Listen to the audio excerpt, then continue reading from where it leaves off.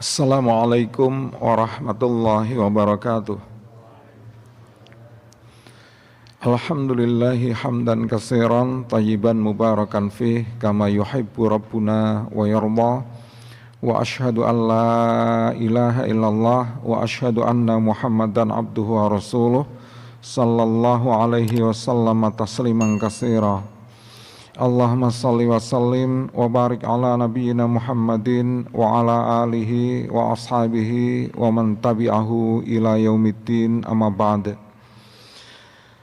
Para jamaah sedaya ingkang dipun rahmati dening Allah, kathah sanget nikmat Allah ingkang kita tampi dumugi wekdal menika. Kita pinaringan kegiatan saking ngarsanipun Allah kagem nyukuri nikmatipun ingkang arupi nindakaken saweneh ketaatan, kalebet ketaatan utami ingkang kita tindakaken wonten ing sonten menika nindakaken salat berjamaah di masjid. Kemudian kita duduk sejenak untuk thalabul ilmi dan mengkaji salah satu perkara yang wajib untuk kita ketahui, yakni perkara mengenai kewajiban berwudu. Mugi-mugi kanthi mekaten ingkang dados tumindak kita menika badhe ngambilaken lampah kita tumuju wonten ing swarga, wonten ing jannah kados ngendikanipun Kanjeng Nabi, man salaka thariqan yaltamisu fihi ilman sahalallahu lahu thariqan ilal jannah. Barang siapa yang berjalan meniti suatu jalan untuk menuntut ilmu, maka Allah akan memudahkan jalannya menuju ke surga. Bapak Ibu para jamaah ingkang dipun rahmati dening Allah, kita tasih nglajengaken pembahasan kita mengenai rukun wudu menurut pandangan mazhab Hambali sebagai pembanding dari rukun wudu menurut mazhab Syafi'i yang banyak menjadi mazhab yang dianut oleh sebagian besar kaum muslimin di Indonesia. Kalau ini kita sampun ngaturaken ngengingi rukun wudu yang pertama, yakni membasuh seluruh wajah, berkumur dan istinsyaq atau istinsar. Berkumur menika tamadmad utawi madmadah. Istinsyaq itu menghirup air ke dalam hidung, dan kemudian istinsar itu menyemburkan air dari hidung. Kulo ambali sekedhik, bedanya dengan mazhab Syafi'i adalah bahwa menurut mazhab Syafi'i yang menjadi rukun itu hanya membasuh sebagian wajah. Kemudian berkumur dan istinsyaq itu merupakan sunnah. Ini melalui mazhab Hambali, mereka mengatakan bahwa berkumur, madmadah dan menghirup air ke dalam hidung itu merupakan bagian dari rukun wudu. Lajeng kalau ini sampun kita aturaken ngengingi istinsyak dan istinsar, masih tentang rukun wudu yang pertama, yakni membasuh seluruh wajah. Menika dipun ngendikaken wonten ing hadis Humran ngengingi tumindakipun sahabat Utsman radhiyallahu anhu. Sasampunipun Utsman menika meminta air kepada Humran, maka kemudian Utsman bin Affan itu mencuci kedua tangannya dan beliau itu kemudian berkumur-kumur serta istinsyak, kemudian Tsumma ghassala wajahahu salasa marrat, bahwasanya Utsman bin Affan kemudian membasuh wajahnya 3 kali. Menapa batasanipun wajah? Estunipun sampun cetha, tetapi perlu kita pahami pengertian wajah itu dari sisi fikih. Imam Nawawi ngendika bahwa yang disebut wajah menurut bangsa Arab dan juga menurut bangsa yang lain termasuk bangsa Indonesia adalah apa yang didapati saat berhadapan. Bagian depan sini. Sehingga bagian belakang kepala itu bukan disebut wajah. Kalau berhadapan maka yang kelihatan adalah bagian depan dari bagian kepala kita. Menika ingkang dipun wastani wajah. Dene Ibnu Qasim Al-Ghazi menika ngendika wa hadduhu tulan ma baina manabita sya'rir ra'si ghaliban. Batasan panjang wajah adalah anggota tubuh di antara tempat-tempat yang umumnya tumbuh rambut kepala, wa akhiril lihyaini, dan pangkal lahyaini, wa huma al-adhmanil ladzani yambutu alaihima al-asnan as-sufla. Lahyaini yakni 2 tulang tempat tumbuhnya gigi bagian bawah utawi rahang. Yajtami'u muqaddamuhuma fid daqni wa muakharuhuma fil udhunain wa hadduhu ardhan ma bainal udhunain. Ujungnya bertemu di janggut dan pangkalnya berada di telinga. Ujungnya bertemu di janggut dan pangkalnya di telinga. Ini bagian batas bawahnya. Dan batasan lebar wajah adalah anggota di antara kedua telinga. Terus yang namanya wajah adalah ini batasan tumbuhnya rambut menika, sampai kemudian sini, dan batas telinga sampai sini, dagu, rahang bagian bawah, kemudian ujung janggut kita. Sehingga sebelah bawah ini itu bukan wajah. Menika batasanipun, dan itu merupakan area atau bagian yang harus dibasuh saat kita itu berwudu. Nah, sebagian orang itu wajahnya itu ditumbuhi rambut.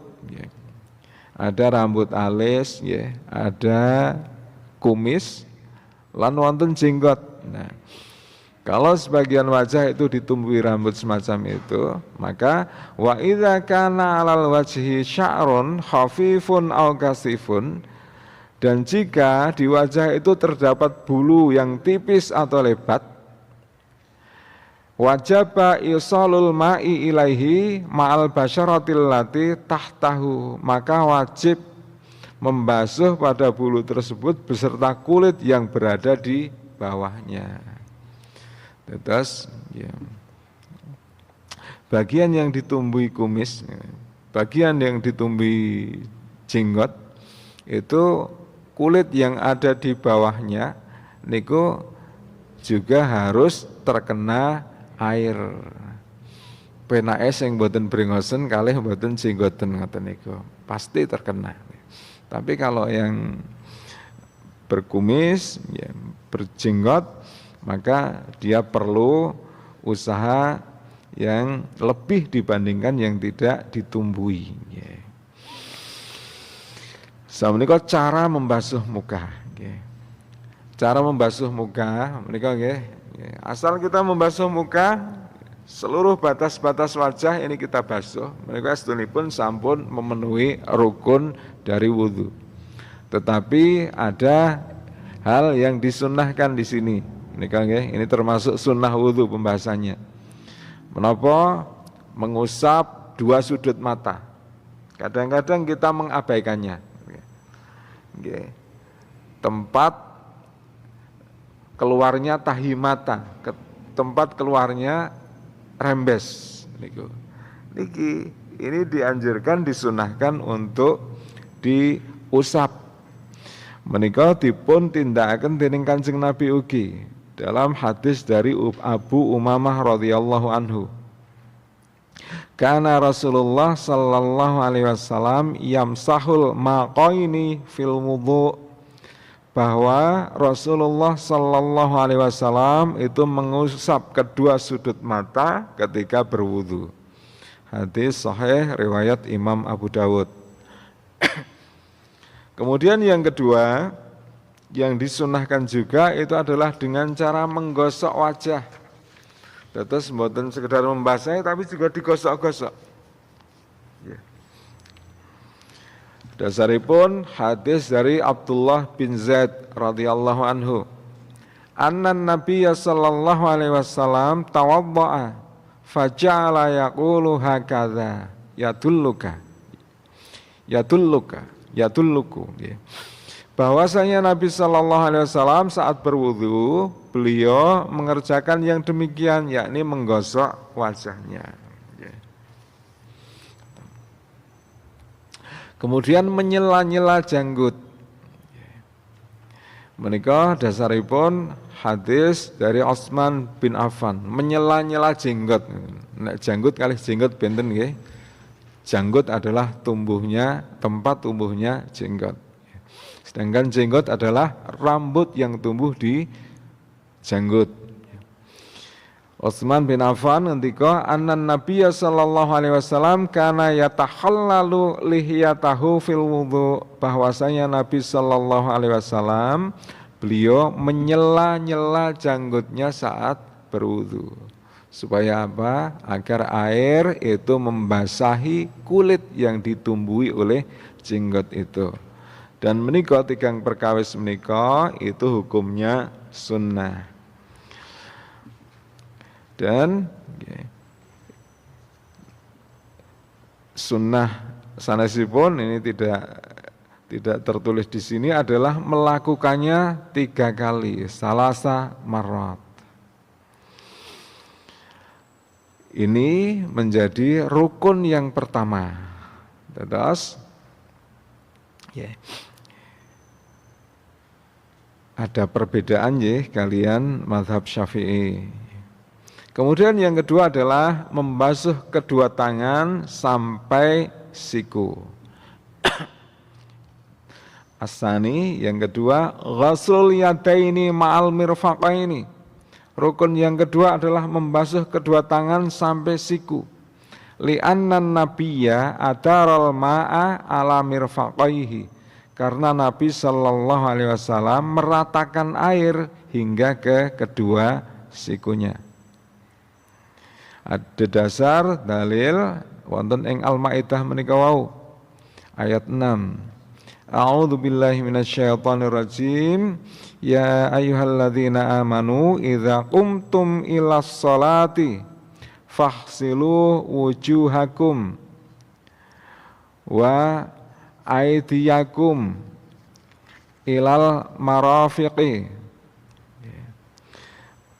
Jika kalian itu hendak melaksanakan salat, maka basuhlah wajahmu dan basuhlah kedua tanganmu sampai dengan siku.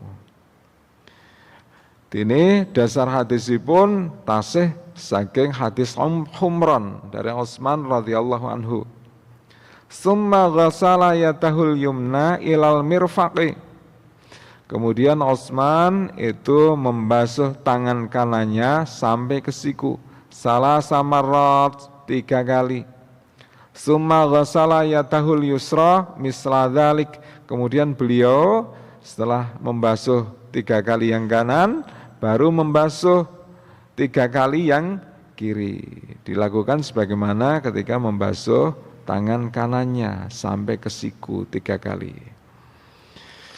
Kemudian hadis yang lain dari Nu'aim bin Abdillah al-Mujmir.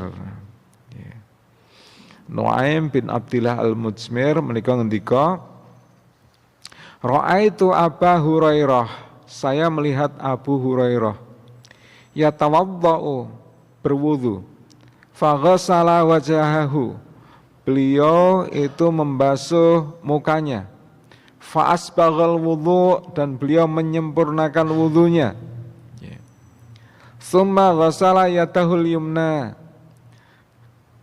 menyempurnakan wudhunya itu ketika dijelaskan untuk membasuh muka, maka Abu Hurairah itu melakukannya 3 kali dan beliau melakukan yang menjadi sunnah membasuh wajah menika wau.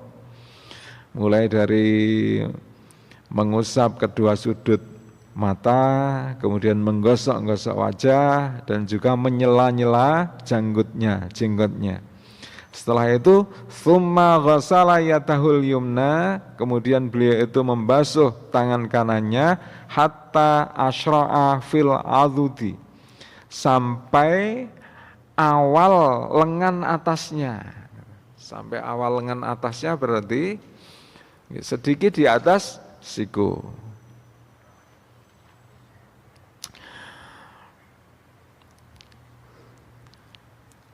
Summa yadahul yusra hatta asyra'a fil adudi.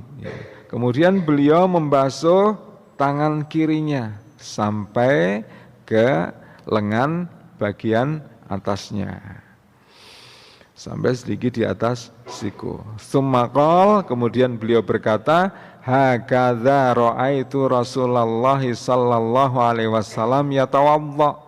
Seperti inilah aku melihat Nabi sallallahu alaihi wasallam itu berwudu.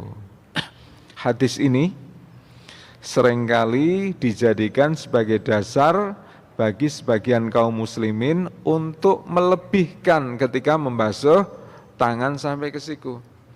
Tidak sampai di siku, tapi ada yang membasuhnya itu sampai ke lengan bagian atas. Jadi lengan ini ikut dibasuh. Mangke wonten pembahasannya tersendiri itu.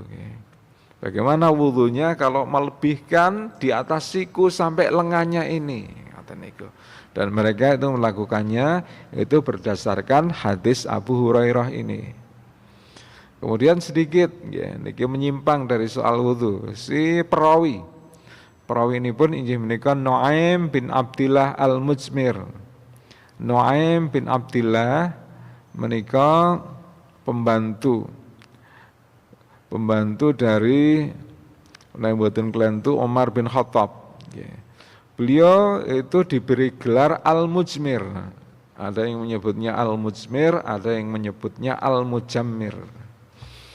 Engkang cara jawinipun Al-Mujmir itu adalah si tukang asap. Kayak menapa kok beliau itu diberi gelar si tukang asap? Karena setiap Jumat Nuaim itu disuruh oleh Umar bin Khattab, disuruh oleh Nabi untuk mengasapi Masjid Nabawi dengan wangi-wangian. Terus wangi-wangian itu ada yang dibakar. Contohnya namanya teng mriki menyan. Tapi saya tidak tahu apakah yang dibakar di Masjid Nabawi menika menyan apa sanes, ngoten nggih. Ya, kita kan sering melihat di Masjid Nabawi itu ada tungku seperti tempat apa ya? Tempat yang gede kayak cawan ngoten nika dan itu berasap. Nah, menika ternyata sudah dilakukan sejak masa Nabi sallallahu alaihi wasallam untuk mewangikan masjid. Oleh sebagian orang yang dilakukan oleh Nuaim al-Mujmir itu menjadi dasar bagi mereka untuk ngobong menyan. Jadi ngobong menyan itu ternyata ada dasarnya, dalilnya apa? Yakni apa yang dilakukan oleh Nuaim al-Mujmir itu. Nek Nuaim al-Mujmir menika wau ngobong entah kemenyan atau apa untuk mewangikan ruangan masjid. Tapi bagi sebagian muslimin terutama yang ada di Indonesia, mereka ngobong menyan itu dengan maksud agar doa-doanya itu melu munggah kalih membubungnya asap kemenyan itu. Nah tentu saja kalau yang maksudnya seperti itu jelas menyimpang dari maksud syariat. Ya salajengipun tasih wonten dasar sanesipun dari Abdullah bin Zaid radhiyallahu anhu. Anna Nabiya sallallahu alaihi wasallam utiya bi sulusai muddin faja'ala yadluku dhira'aihi. Bahwasanya Nabi sallallahu alaihi wasallam itu meminta air 2/3 mud. 2/3 mud itu ukuran. Setelah itu maka beliau itu menggosok kedua lengannya saat berwudu, saat membasuh tangan sampai ke siku. Jadi dengan cara digosok. Dasar sanesipun dari Laqit bin Sabrah radhiyallahu anhu. Nabi sallallahu alaihi wasallam menika ngendika, "Asbighil wudu wa khalil bainal asabi'." Sempurnakanlah wudu dan sela-selailah jari-jari. Nah, ada dasar hadis-hadis dan dalil-dalil ini, maka para ulama itu menjelaskan mengenai tata cara berwudu, khususnya ketika membasuh kedua tangan sampai ke siku. Yang pertama adalah memulai dengan tangan kanan. Itu banyak dijelaskan dalam banyak riwayat bahwa Nabi Shallallahu Alaihi Wasallam itu dalam segala hal beliau itu suka untuk memulai sebelah kanan terlebih dahulu. Kemudian dilakukan dari tangan sampai ke siku, bukan sebaliknya. Ngoten nggih? Dari tangan sampai ke siku. Tangan yang mana? Tangan yang ini, siku sing niki. Jadi melakukannya itu dari tangan ini ke siku. Ngoten nggih? Melakukannya dari tangan ke siku. Bukan dari siku sini. Didorke teng kran, dari siku ke tangan. Ini menyelisihi sunnah. Kemudian dengan cara menggosok-gosok tangan. Nah niki juga nggih. Menggosok-gosok niki nggih. Bagian wudu itu dilakukan dalam sebagian anggota wudu. Ketika membasuh wajah, ketika membasuh tangan, membasuh kaki, itu dilakukan dengan cara menggosok-gosok. Kemudian menika ugi kathah ingkang dipun sepeleaken, menyela-nyela jari. Menyela-nyela jari tangan, termasuk ketika nanti membasuh kaki, itu jari kaki juga di sela-sela. Kemudian dilakukan 3 kali untuk masing-masing tangan, ini sunnah. 1 kali enggak apa-apa ketika kondisinya terbatas airnya. 2 kali juga pernah dilakukan oleh Nabi. Kemudian bagaimana menghitungnya? Nganggo keran iki dihitung 3 kali itu gimana? Nah, 1 mangke disukani contoh ya, 1 cidukan kemudian diratakan ke seluruh tangan. Itu dihitung 1 kali. Jadi kemudian 2 cidukan diratakan ke seluruh tangan, 3 cidukan diratakan ke seluruh tangan, 3 kali. Nah, contohnya pun ya, ini kita linting di sini tidak teles. Kalau menggunakan keran,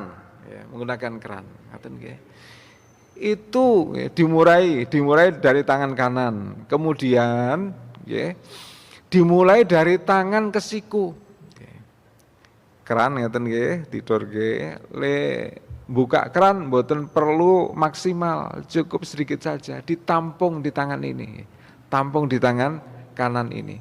Kemudian dingatenke, nah begini.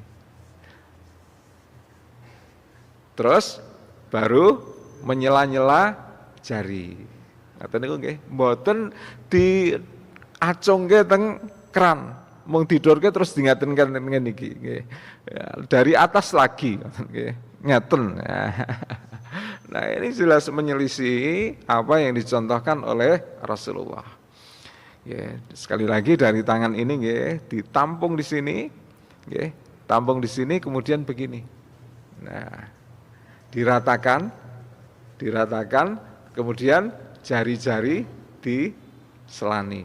Satu, kedua kali ya, sama, jari-jari disela-selani, dua, begitu sampai 3 kali. Ini sebelah tangan kanan. Kemudian tangan kiri sama, ya. Kita tampung di sini, ya. Diratakan. Ya. Gosok-gosok ya, sambil digosok-gosok, kemudian jari-jari kita sela-selani. Begitu kita lakukan 3 kali. Nah, niki cara membasuh kedua tangan sampai ke siku. Nah, tentu kemawon ya. Ada yang rukun itu adalah bahwa tangan menika wau itu harus basah semua. Kemudian yang sunnah-sunnahnya agar wudhu kita itu sempurna adalah dengan menika wau, memulai dari tangan kanan, kita gosok-gosok, kita sela-selani jari kita itu. Nah, seandainya kita tidak menyela-nyelani jari, tidak menggosok tangan, asal tangan sampai ke siku itu basah, maka insya Allah menika sudah sah, tapi tidak sempurna. Kenapa? Karena tidak melaksanakan apa yang menjadi sunnah berwudu. Padahal sunnah ibadah termasuk sunnah wudu menika itu memiliki 2 fungsi. Saya ulangi lagi. Pertama adalah limukammilatil ibadah, untuk menyempurnakan ibadah. Dan yang kedua adalah li ziyadatil ajri, untuk menambah pahala. Ngoten niku. Nah, lajeng segede, apakah kita itu harus membasuh sampai ke atas siku? Perintah di dalam Al-Quran menika hanya wa aidiyakum ilal marafiq, membasuh tanganmu sampai ke siku. Tidak ada perintah untuk melebihkan sampai di atas siku. Lajeng sebagian ulama itu mengatakan, ini masalah ikhtilaf ya, masalah perselisihan pendapat para ulama. Sebagian ulama mengatakan bahwa disunahkan untuk membasuhnya itu melebihi siku. Bukan hanya ketika membasuh tangan. Ketika membasuh wajah, kita diperintahkan untuk melebihi. Jadi kalau batas wajah adalah ini, maka kita diperintahkan untuk melebihi sampai ujung rambut ini basah, kemudian sampai bagian bawah ini juga basah. Ini melebihi, maksudnya memanjangkan bagian wudhu. Kemudian ketika membasuh kaki, perintahnya adalah hatta ka'bain, sampai ke mata kaki. Tapi ada yang membasuhnya itu sampai di betis. Ngoten niku nggih. Dasaripun menapa? Dasaripun menika wau nggih. Ing antawisipun hadis Abu Hurairah dan juga hadis yang mengatakan, hadis Abu Hurairah lainnya yang menjelaskan bahwa sesungguhnya umatku nanti akan dibangkitkan di hari kiamat itu dengan bercahaya karena mereka itu memanjangkan wudhu. Kemudian ada tambahan, maka kalian, kalau kalian itu mampu, hendaklah kalian itu memanjangkan wudhu. Ghurrah dan tahjil istilahipun. Ghurrah dan tahjil itu diterjemahkan oleh sebagian ulama dengan melebihkan membasuh bagian wudhu yang mesti dibasuh. Nah, para ulama berbeda pendapat di sini. Pertama mengatakan disunahkan untuk melebihkan ketika membasuh bagian anggota wudhu tersebut. Kemudian yang kedua, yang dimaksud dengan ghurrah dan tahjil itu bukan dengan cara melebihkan, tetapi dengan cara menjaga wudhu. Tegesipun napa? Ketika seseorang itu batal maka dia berwudhu kembali meskipun tidak sedang hendak sholat. Nah, dia itu berarti menjaga wudhunya. Nah, alasanipun menapa? Alasanipun adalah bahwa ucapan bagi kalian yang mampu hendaklah dia itu memanjangkan wudhunya itu bukan ucapan Nabi, tetapi ucapan Abu Hurairah. Ngaten nika. Pembahasannya menikah satu bab tersendiri menikah. Tapi ini sebagai awalan saja. Sehingga sebagian ulama mengatakan tidak disunnahkan untuk membasuh bagian wudhu itu melebihi apa yang telah ditentukan. Tidak disunahkan membasuh bagian wudhu itu melebihi siku.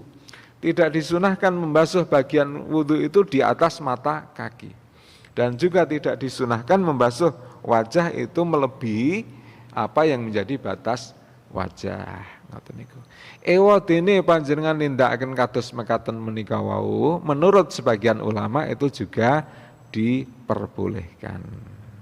Tapi yang jelas pendapat yang kuat adalah bahwa tidak ada perintah dari Nabi untuk memanjangkan wudhu dengan cara melebihkan membasuh bagian anggota wudhu. Yang dianjurkan adalah dengan menjaga wudhu menika. Kula kinten dumugi semanten nggih. Mugi-mugi wonten manfaatipun. Wonten pamundutan prisa mboten? Jawabipun minjang nggih. Nggih, tasih wonten beberapa rukun lagi yang akan kita bahas, kemudian nanti kita sampaikan sunnah-sunnahnya wudhu, dan kemudian yang ketiga adalah kaifiyah atau tata cara. Tata caranipun wudhu menika wau, urutanipun kados pundi. Kula kinten dumugi semanten, mugi-mugi wonten manfaatipun nggih, wonten kirang langkungipun nyuwun agunging pangapunten. Kula pungkasi nasrun minallah wa fathun qarib wa basyiril mu'minin. Wassalamualaikum warahmatullahi wabarakatuh.